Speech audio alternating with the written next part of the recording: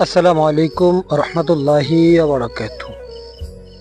প্রিয় মুসলিম ভাই এবং বোনেরা, সকলের উদ্দেশ্যে আজকের এই ভিডিওটি খুব গুরুত্বপূর্ণ। তাহলে চলুন প্রিয় দর্শক, আমরা দেরি না করে ধৈর্য সহকারে মনোযোগ সহকারে ভিডিওটি দেখতে থাকি এবং শুনতে থাকি। আজকের এই ভিডিওটি হলো একজন মা সন্তান জন্ম দেওয়ার সময় প্রসবকালীন তার কতটা কষ্ট হয় সেই সম্পর্কে। আমরা যারা পুরুষ মানুষ আছি, আমরা অনেকেই জানি না একজন মা তার সন্তানকে প্রসব করতে কতটা যন্ত্রণা পোহাতে হয়। তাই প্রিয় দর্শক, আজকের এই ভিডিওর মাধ্যমে আমরা দেখব একজন মা তার সন্তানকে প্রসব করতে কি পরিমাণ কষ্টের মধ্যে ভুগতে হয় এবং কি পরিমাণ কষ্ট করতে হয়। আমরা দেখতে পাচ্ছি আমাদের সামনে ভিডিওর মধ্যেই একটি ছাগল। সেই ছাগলটি এখন বাচ্চা প্রসব করবেন। এখানে আমাদের কয়েকটি বিষয় লক্ষণীয় এবং শিক্ষণীয়। যেমন এক নম্বর বিষয় হলো, আমরা বর্তমানে যেই কোনো সময় যেই কোনো অবস্থাতে আমাদের যখন স্ত্রী, মা, বোন যেই হোক না কেন, অতএব আমাদের মহিলারা যখন গর্ভবতী হয় তখন তার প্রসবকালীন সময় যখন গড়িয়ে আসে তখন আমাদের মধ্যে ধৈর্য থাকে না, আমরা নৈরাশ হয়ে যাই। তখন আমরা দিশেহারা হয়ে যাই, কি করব। একজন মহিলার প্রসবকালীন যে কি ব্যথা, কি কষ্ট, সেটা আমরা এই ভিডিও দেখলেই বুঝতে পারবো।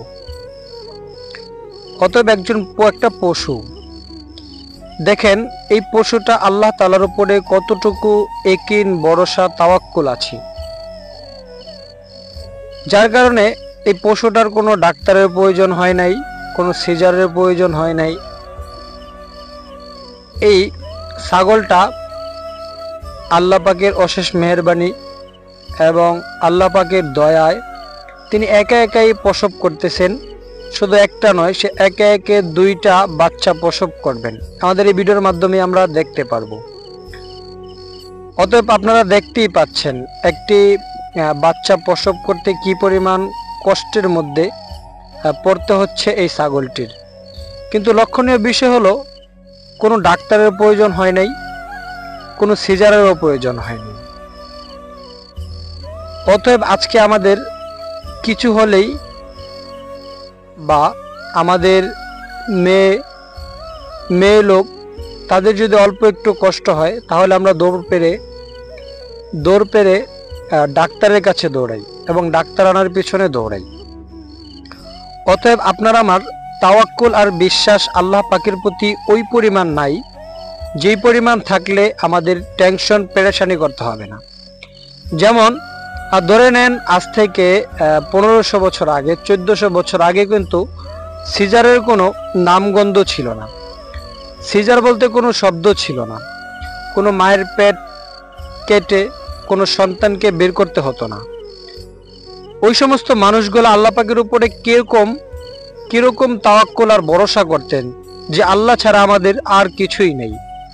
আর এখন বর্তমানে আমরা ওই বিশ্বাসটুকু আল্লাহ পাকের কাছ থেকে হারিয়ে ফেলেছি, যার কারণে আমরা কিছু হলেই টাকার গরমে দৌড়িয়ে হাসপাতালে যাই, ডাক্তারের কাছে যাই।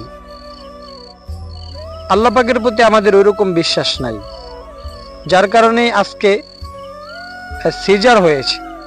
সিজার তৈরি হয়েছে, আবিষ্কার হয়েছে। আমরা দেখতে থাকি এই ভিডিওর মাধ্যমে আমরা যদি জ্ঞানী হই, আমরা যদি বুঝতে পারি, তাহলে এই ভিডিওর মাধ্যমে আমরা এই ভিডিও দেখেই বুঝতে পারবো যে আসলে একজন মা তার সন্তানকে প্রসব করতে কি পরিমাণ কষ্টের শিকার হতে হয়, কি পরিমাণ কষ্ট ভোগ করতে হয়। দেখতে থাকেন আসলে এই ভিডিওটার মাধ্যমে আমরা দেখতে থাকি যে আসলে একটা ছাগল সে তার বাচ্চাকে প্রসব করতেছে, কি পরিমাণ কষ্ট করতে হইতেছে। এটা দেখলে আমরা বুঝে যাব আসলে একজন মা তার সন্তানকে জন্ম দিতে কি পরিমাণ কষ্ট করতে হয়। সবচেয়ে দুঃখের বিষয় হলো সেই সময় আমরা আমাদের যেই সন্তান এই মাকে ভুলে যায়, মাকে আঘাত দেয়, তাহলে এই মা কতটুকু আঘাত পাইতে পারে, কতটুকু কষ্টের মধ্যে কষ্ট তার মনে পায়। তখন আমরা চিন্তা করি না আসলে আমাকে কত কষ্ট করে জন্ম দিয়েছেন আমার মা, কত কষ্ট করে প্রসব করেছেন, আমাকে জন্ম দিতে গিয়ে দুনিয়ার মুখ দেখাতে গিয়ে কি পরিমাণ কষ্ট করতে হয়েছে, তার কি পরিমাণ কষ্টের শিকার হয়েছে তিনি। এটা আসলে আমরা জানি না। আমরা তো পুরুষরা দেখিও না একজন মা তার সন্তানকে প্রসব করতে কি পরিমাণ কষ্টের শিকার হতে হয়। আমরা এই ভিডিওটি দেখতে থাকি, ভিডিওর মাধ্যমে দেখতে পারবো। আসলে ভিডিওটা যদি দেখি তাহলেই বুঝতে পারবো যে একজন মা তার সন্তানকে প্রসব করতে কি পরিমাণ কষ্টের শিকার হতে হয়। যেমন দেখতে থাকি আমরা, এই ছাগলটি তার সন্তানকে প্রসব করতেছে, কি পরিমাণ কষ্ট করতেছে, কি পরিমাণ কষ্ট হইতেছে। তবে আমরা সকলেই আল্লাহ তাআলার কাছে দোয়া করব, আল্লাহ তাআলা যেন এই প্রসবকালীন ব্যথা থেকে আমাদের সকলের মা বোনদেরকে হেফাজত করেন এবং তাদের কষ্টগুলো যেন হালকা করে দেন।